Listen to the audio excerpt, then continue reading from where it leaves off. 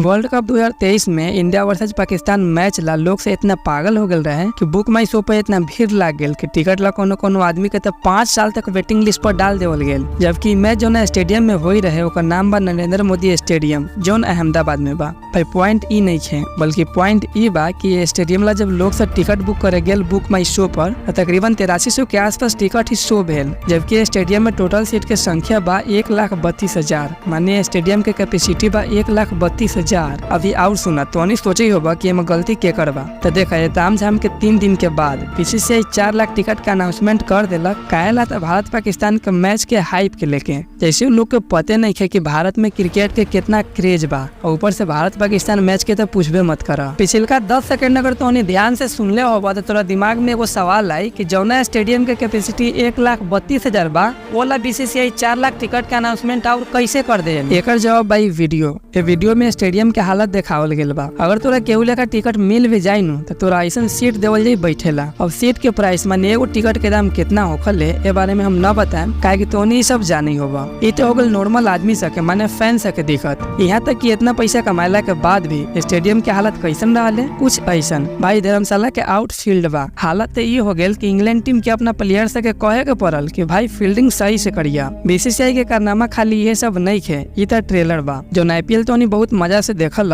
यहाँ तक कि आईपीएल के टीम से के कारण अपन दोस्त से लड़ लेवला। ओकर सच्चाई ई बा कि सिर्फ तोरा जेब से पैसा निकलवावेला बा। कैसे तो देखा भाई बात खाली आईपीएल के नहीं है। मैच चाहे कोनो होखे T20 से लेके टेस्ट सीरीज तक हर मैच में तोरा प्लेयर से ज्यादा कंपनी के नाम से देखी। भाई हालत तो ई बा कि मैच के नाम में भी तोरा कंपनी के नाम देखी। जैसे आईपीएल के अगर बात करल जाए तो आईपीएल के नाम होखले वीवो आईपीएल टाटा आईपीएल वगैरह वगैरह। सिर्फ इतने ला कंपनी से बीसीसीआई को हुमचा के पैसा देवले। यहाँ तक कि जर्सी वजन कंपनी के तोरा नाम लोकल है जैसे ये जर्सी के देख ला अपन नाइकी के लोगो बा। काई जर्सी नाइकी बनौले बा बिल्कुल ना। हाँ लेकिन पैसा देले बा बीसीसीआई के काम ला। तो बताओ काई कंपनी सब बुर्बक बा इतना पैसा बीसीसीआई के दे बा खाली अपन नाम चिपकावेला। छोरा पैसों के बारे में बता दिले ताकि तोनी अच्छा से समझ जाएगा। तो देखो ऊपर जो हम नाइकी के एग्जाम्पल देली है सिर्फ उतने काम ला कंपनी $60 मिलियन देले रहे बीसीसीआई के माने तकरीबन 4800 करोड़ रुपया के आसपास। इतना रुपया कोनो कंपनी खर्चा करी बा तो ओकरा मुनाफा कहाँ से हुई बीसीसीआई से। इतना तो नहीं समझते होगा